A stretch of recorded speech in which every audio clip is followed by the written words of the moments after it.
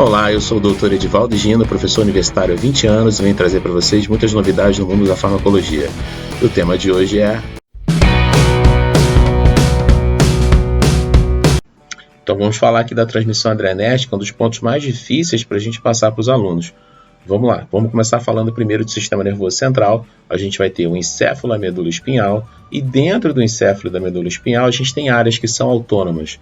Então, na região crânio-sacral, a gente tem o sistema nervoso parasimpático. E basicamente na região torácica a gente tem o sistema nervoso simpático. Vamos lá, dessas áreas autônomas partem em direção à periferia gânglios, são essas bolinhas aqui desenhadas, e dentro dessas bolinhas, desses gânglios aqui, a gente vai ter uma sinapse. Então a gente vai ter um neurotransmissor e um receptor. Essas primeiras sinapses aqui, elas são feitas pelo neurotransmissor acetilcolina e o receptor é nicotínico, um receptor que é específico dessa região. Vamos lá. Então, esse receptor nicotínico, ele está presente aqui em todas essas sinapses que a gente chama de pré-ganglionares. A gente chama de sinapses que estão antes dos órgãos-alvo. Os órgãos-alvo aqui são os órgãos que são controlados de maneira autônoma. Eles possuem também neurotransmissores e receptores em gânglios que estão muito próximos desses órgãos ou até dentro desses órgãos.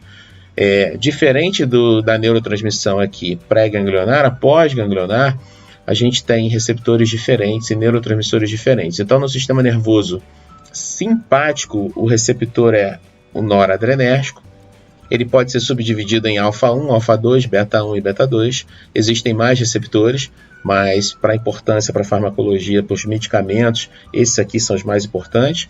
E a gente tem aqui no sistema nervoso parasimpático, no órgão-alvo, o receptor muscarínico, e a gente tem aqui a subdivisão dele em receptor M1, M2, M3.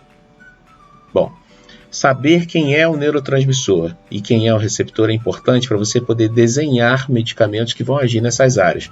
Exemplo, os medicamentos que são utilizados aqui na neurotransmissão pré-sináptica aqui, com acetilcolina e receptor nicotínico, são os que são usados em cirurgias. Então são os bloqueadores neuromusculares, tem outros vídeos aí no canal falando desses bloqueadores. São adjuvantes, são ajudantes na cirurgia. Vão fazer com que a contração muscular ela diminua, facilitando o processo da incisão.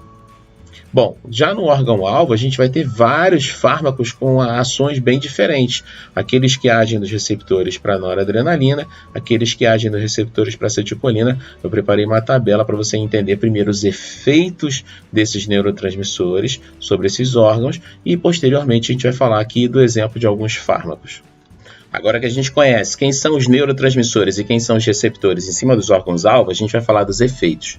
Eu preparei essa tabela no ano de 2003 porque eu descobri que através dela é muito mais fácil explicar esse assunto. Explicar quais são os efeitos e prever, teoricamente, quais são os efeitos das drogas usando essa tabela. Então a gente não vai decorar friamente, porque decorar a gente vai esquecer, mas se a gente entender, a gente não esquece mais. Vamos lá.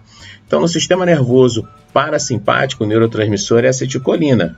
Eu havia falado aqui anteriormente dos receptores M1, M2 e M3, ok? Então vamos lá. Quando a gente age nesses receptores, o que acontece? No miocárdio, você reduz a frequência cardíaca, você reduz a força de contração, a forma como o coração contrai. Ele pode se contrair na mesma frequência, porém de uma forma mais forte ou uma forma mais leve. Nesse caso aqui, a forma mais leve, ele reduz a contração do coração. Ocorre vasodilatação e uma redução da pressão arterial, como consequência desse conjunto de alterações. Bom, nós temos então aqui no trato gastrointestinal e na bexiga e no útero, ou seja, nas vísceras, um aumento de motilidade, aumento de tônus, aumento de peristaltismo. Então o intestino passa a funcionar, a bexiga passa a funcionar, o útero se contrai. A gente tem nos pulmões broncoconstrição e aumento de secreções, isso pode dificultar um pouquinho a respiração, né? Bom, redução da pressão intraocular dentro do olho e a miose, que é a pupila pontiforme, ela vai ficar assim, um pontinho. Bom, como o sistema nervoso simpático e parasimpático eles possuem efeitos contrários, eu vou observar aqui do lado direito da tabela os efeitos absolutamente ao contrário do que ocorre com a acetilcolina no sistema nervoso parasimpático. Então, a noradrenalina, quando ela atuar nos receptores alfa-1, alfa-2, beta-1 e beta-2, o que ela vai provocar? Exatamente o contrário. Aumento da frequência cardíaca, aumento de força de contração, vasoconstrição, o conjunto todo aumenta a pressão arterial. O trato gastrointestinal, a bexiga e o útero, reduz o seu peristaltismo, a sua motilidade, o seu tônus. Então, vão parar um pouquinho de funcionar. Nos brônquios, eu terei uma broncodilatação, que facilita respirar, e redução das secreções em geral, inclusive do trato respiratório. Bom, vou ter um aumento da pressão intraocular e vou ter uma midríase, ou seja, o olho, a pupila, vai ficar dilatada, a pupila vai ficar grande assim, ó. É exemplo que acontece quando a pessoa vai a óbito, tá bom? Quando utiliza noradrenalina durante o socorro. Então vamos trabalhar alguns medicamentos aqui para dizer qual é a lógica do uso nesse tipo de tabela. Vamos lá. Vamos trabalhar primeiro a pilocarpina, é um colírio. Esse medicamento é um agonista colinérgico M3. Quando eu falo em colinérgico, eu estou falando em acetilcolina, é só guardar isso na cabeça. Agonista significa que ele ativa o receptor, então age como se fosse, entre aspas, acetilcolina, ou seja, ligando no receptor. Claro que com as devidas diferenças de eficácia. Porém, o macete é o seguinte, o agonista age como se fosse acetilcolina aqui no receptor M3. Você vem aqui no sistema nervoso parasimpático na acetilcolina, procura o receptor M3 aqui nos olhos, você vai ver o que nos olhos? Vai ver uma redução da pressão intraocular e vai ver uma miose. Esse é o efeito da pilocarpina. Então, um dos medicamentos que é usado para fazer tratamento de glaucoma de ângulo aberto. Bom, salbutamol. Salbutamol é agonista adrenérgico beta 2. Vamos lá. Agonista ativa como se fosse um neurotransmissor, no caso aqui adrenérgico, noradrenalina. Então, vai atuar como se fosse a noradrenalina no receptor beta 2 no pulmão. Então aqui, ó, noradrenalina está aqui na tabela, a gente vem aqui onde a gente tem o pulmão. O que a gente observa então nessa situação? Ó, uma broncodilatação e uma redução das secreções. Esse é o efeito do salbutamol, que é muito utilizado para asma, por exemplo. O fenoterol, que é a marca comercial Berotec, ele é um agonista adrenérgico beta 2. O que é isso aqui? Agonista, ele ativa o receptor como se fosse noradrenalina, também beta 2 no pulmão. Mesmo raciocínio, vamos aqui no lado da noradrenalina, vemos aqui até o pulmão, broncodilatação, diminuição das secreções, é o efeito do fenoterol, é o efeito do Berotec. O ipratrópio normalmente é utilizado junto com o fenoterol. O ipratrópio ele é antagonista colinérgico, olha só a diferença, antagonista, faz efeito contrário da acetilcolina no M3. Você vem aqui na acetilcolina, estamos aqui, ó, do lado esquerdo, você vem aqui até o pulmão, eu terei broncoconstrição e aumento de secreções, só que o efeito é contrário, ele é antagonista. Qual é o efeito que eu vou observar? Esse mesmo efeito do lado de cá, ó, broncodilatação e redução das secreções. Então, quando ele faz um efeito de antagonismo, né, o efeito de antagonista, ele está fazendo o efeito contrário daquele neurotransmissor, só você olhar do lado contrário da tabela. A escopolamina, por exemplo, é antagonista colinérgico, M3. Então, ela age no trato gastrointestinal, na bexiga e no útero. Então, você vem aqui, ó, antagonista colinérgico, vem no lado aqui da acetilcolina.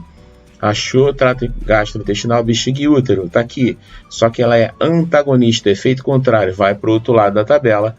Então, eu teria aqui, ó, redução do tônus, redução do peristaltismo, redução da motilidade, da bexiga e do útero. Se relaxa o útero, relaxa o trato gastrointestinal, relaxa a bexiga. Se tiver infeccionada, dói menos o útero.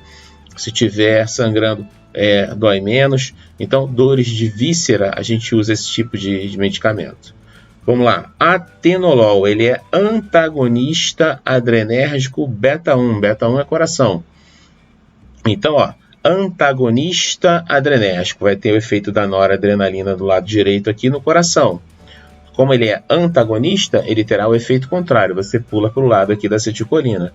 Então, o que vai acontecer com ele? Ele vai reduzir frequência cardíaca, reduzir força de contração, né? Vou ter uma tendência, uma vasodilatação, uma redução de pressão arterial.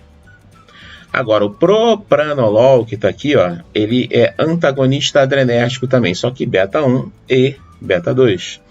Então, o raciocínio para beta 1 é o mesmo. Você vai aqui na noradrenalina, eu tenho os efeitos da noradrenalina, só que ele é antagonista, o efeito é contrário, eu pulo para o lado aqui da acetilcolina e vejo que ele também reduz frequência cardíaca, força de contração, há uma tendência a uma vasodilatação, uma tendência a uma redução de pressão arterial. Bom, só que ele também bloqueia beta-2 pulmão, tá? Então, isso produz uma série de efeitos adversos quando você usa o propranolol. Beta-2 está no pâncreas, beta-2 está no rim, beta-2 está no fígado, beta-2 está nos brônquios. Então, o que a gente tem quando a gente bloqueia beta-2? Quando a gente bloqueia beta-2 é mais fácil entender pela tabela. Vamos lá. O efeito da noradrenalina no pulmão estaria aqui, ó, broncodilatação, redução das secreções, ok? Só que nesse caso é efeito contrário, você está bloqueando o receptor. Então, o que o propranolol vai fazer? Broncoconstrição e aumento de secreções. Logo, uma pessoa que é asmática, tem DPOC, qualquer problema respiratório, enfisema, lá o que for, se ela for hipertensa também e for usar esse propranolol aqui, ele pode até ter efeito benéfico na pressão arterial. Porém, a tendência é fazer uma broncoconstrição com aumento de secreções, pode precipitar uma crise. Tá? Então, para quem tem problemas respiratórios, propranolol não serve. Tá? Agora, no fígado, o que vai acontecer? O propranolol aumenta a produção de LDL. Então, o que vai acontecer? O chamado popularmente mau colesterol vai aumentar. Quem tem doenças como dislipidemia não vai poder utilizar. Um outro efeito que é importante aqui do bloqueio desse beta-2 aqui pelo propranolol são para as pessoas diabéticas. O diabético, clássico, ele vai ter uma concentração baixa de insulina e uma concentração mais alta de glucagon. Bom, o que acontece, né? Quando você usa o propranolol e bloqueia o receptor beta-2, a liberação do glucagon também cai. Então, esse paciente que é diabético não tem insulina para utilizar a energia do açúcar e esse paciente diabético também não terá glucagon para quebrar moléculas de gordura e proteína para fazer energia. Então, a quantidade de energia dele vai cair, que é a ATP, a quantidade dentro da célula, e o que vai acontecer com ele? Ele pode ir a óbito de madrugada, quando você tem um pico de hipoglicemia, por exemplo. Então, o paciente que é diabético também não deve usar isso aqui, é contraindicado. O propranolol também não. E a eficácia dele também é baixa, então a pressão arterial ela reduz um pouco, mas não reduz com uma certa intensidade. Não é, por exemplo, um fármaco que deve ser usado numa emergência hipertensiva. Então, o propranolol tem uma série de contraindicações. A atropina é um antagonista colinérgico M1, M2 e M3, ou seja, ela não é seletiva, age no corpo inteiro. Então, ela vai fazer o efeito contrário da acetilcolina nos receptores M1, M2 e M3. Então, o que vai acontecer aqui? Né? Nós vamos ter, então, os efeitos da acetilcolina aqui à esquerda, e ela vai provocar todos os efeitos contrários da acetilcolina, ou seja, vai provocar os efeitos da noradrenalina que estão aqui à minha direita.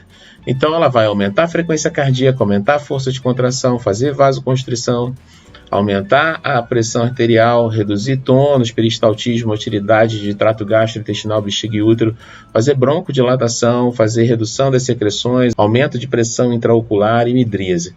Então, eu teria aqui o uso dela numa situação de emergência, quando a gente tem, por exemplo, intoxicação de chumbinho ou carbamato, que é uma das aulas que vem a seguir. Como resumo, a gente pode tirar o seguinte dessa aula.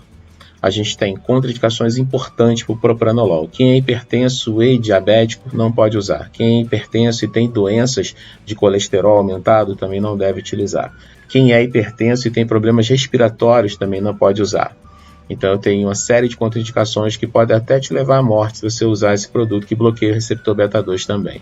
A atropina só é utilizada quando a gente tem situações de emergência, como intoxicações por carbamato. A gente quer evitar a ação no receptor M1, M2, M3, que a gente tem um excesso de acetilcolina. Então, a gente não deve usar isso em tratamento convencional, somente em situações de emergência em ambiente hospitalar.